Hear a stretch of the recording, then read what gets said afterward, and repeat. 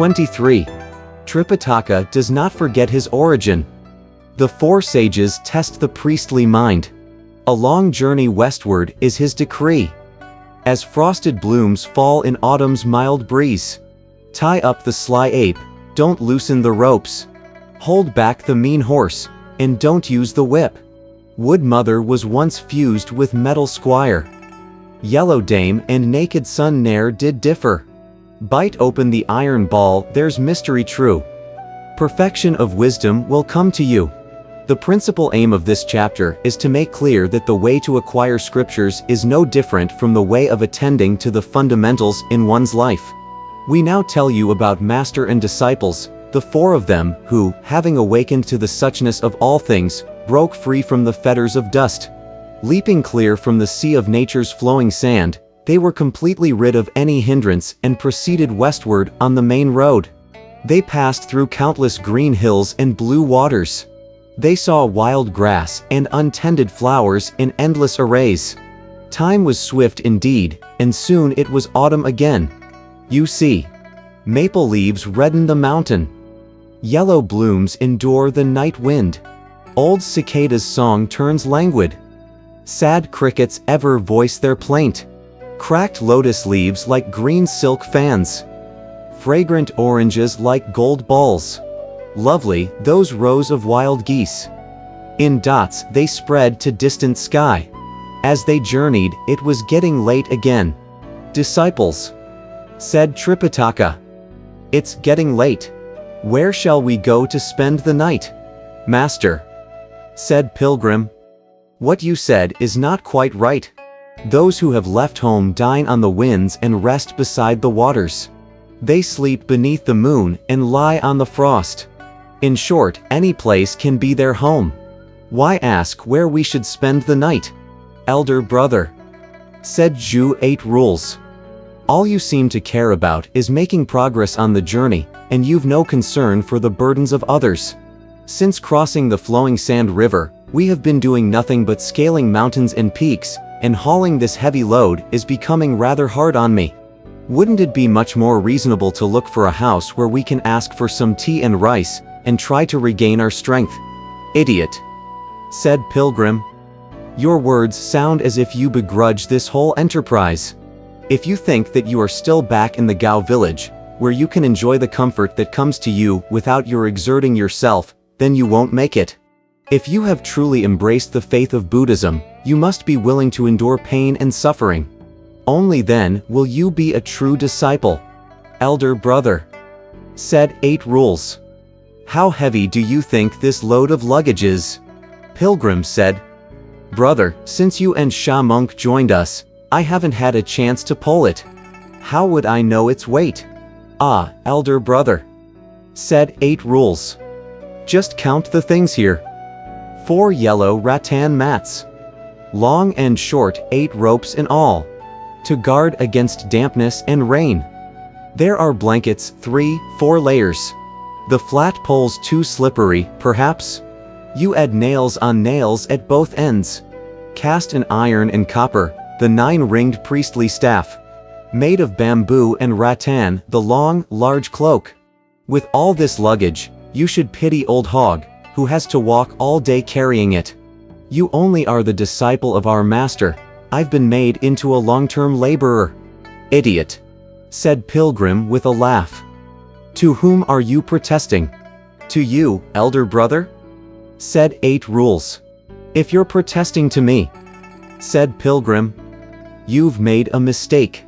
Old Monkey is solely concerned with master's safety, whereas you and Sha Monk have the special responsibility of looking after the luggage and the horse. If you ever slack off, you'll get a good whipping in the shanks from this huge rod. Elder brother, said 8 Rules.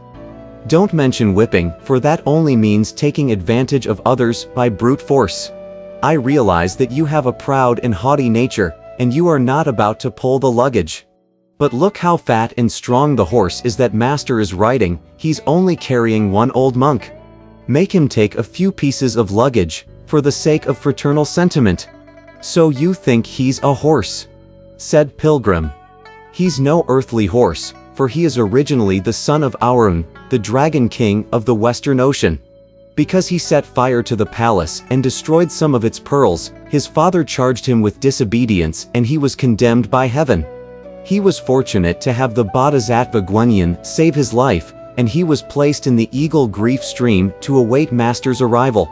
At the appropriate time, the Bodhisattva also appeared personally to take off his scales and horns and to remove the pearls around his neck. It was then that he changed into this horse to carry Master to worship Buddha in the Western heaven. This is a matter of achieving merit for each one of us individually, and you shouldn't bother him. When Sha Monk heard these words, he asked, "Elder brother, is he really a dragon?" "Yes," replied Pilgrim. 8 Rules said, "Elder brother, I have heard an ancient saying that a dragon can breathe out clouds and mists, kick up dust and dirt, and he even has the ability to leap over mountains and peaks, the divine power to stir up rivers and seas. How is it that he is walking so slowly at the moment?" "You want him to move swiftly," said Pilgrim. "I'll make him do that. Look, dear great sage." He shook his golden hooped rod once, and there were 10,000 shafts of colorful lights. When that horse saw the rod, he was so afraid that he might be struck by it, that he moved his 4 legs like lightning and darted away. As his hands were weak, the master could not restrain the horse from this display of its mean nature. The horse ran all the way up a mountain cliff, before slowing down to a trot. The master finally caught his breath, and that was when he discovered in the distance several stately buildings beneath some pine trees. He saw doors draped by hanging cedars, houses beside a green hill, pine trees fresh and straight, and some poles of mottled bamboo. By the fence wild chrysanthemums glow with the frost. By the bridge orchid reflections redden the stream. Walls of white plaster, and fences brick laid. A great hall, how noble and august. A tall house, so peaceful and clean. No oxen or sheep are seen, nor hens or dogs. After autumn's harvest farm chores must be light. As the master held onto the saddle and slowly surveyed the scenery, Wukong and his brothers arrived. "Master," said Wukong, "you didn't fall off the horse. You brazen ape," scolded the elder. "You were the one who frightened the horse. It's a good thing I managed to stay on him." Attempting to placate him with a smile, Pilgrim said, "Master, please don't scold me. It all began when Zhu 8 Rules said that the horse was moving too slowly, so I made him hurry a little. Because he tried to catch up with the horse, Idiot ran till he was all out of breath, mumbling to himself, 'I'm done. Look at this belly of mine, and the slack torso. Already the pole is so heavy that I can hardly carry it.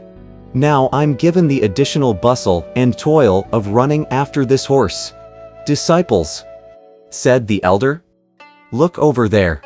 There's a small village where we may perhaps ask for lodging."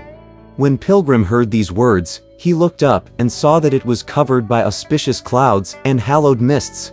He knew then that this place had to be a creation of Buddhas or immortals, but he dared not reveal the heavenly secret. He only said, Fine. Let's go ask for shelter." Quickly dismounting, the elder discovered that the towered entrance gate was decorated with carved lotus designs and looped slits in the woodwork. Its pillars were carved and its beams gilded. Sha Monk put down the luggage, while 8 Rules led the horse, saying, "This must be a family of considerable wealth." Pilgrim would have gone in at once, but Tripitaka said, "No, you and I are priests, and we should behave with circumspection.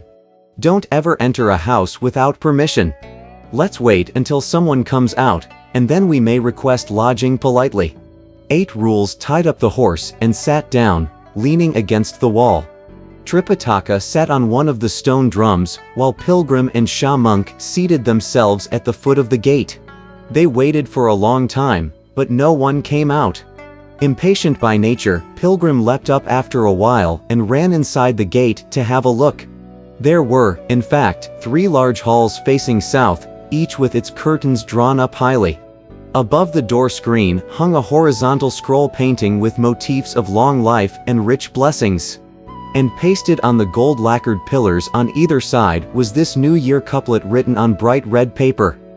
Frail willows float like gossamer, the low bridge at dusk. Snow dots the fragrant plums, a small yard in the spring. In the center hall, there was a small black lacquered table, its luster half gone, bearing an old bronze urn in the shape of a beast. There were 6 straight-backed chairs in the main hall, while hanging screens were mounted on the walls east and west just below the roof. As Pilgrim was glancing at all this furtively, the sound of footsteps suddenly came from behind the door to the rear, and out walked a middle-aged woman who asked in a seductive voice, "Who are you, that you dare enter a widow's home without permission?" The great sage was so taken aback that he could only murmur his reply. This humble monk came from the Great Tang in the land of the East, having received the royal decree to seek scriptures from Buddha in the West. There are 4 of us altogether. As we reached your noble region, it became late, and we therefore approached the sacred abode of the old Bodhisattva to seek shelter for the night. Smiling amiably, the woman said, "Elder, where are your other 3 companions? Please invite them to come in." "Master," shouted Pilgrim in a loud voice, "you are invited to come in." Only then did Tripitaka enter with 8 rules and Sha monk, who was leading the horse and carrying the luggage as well.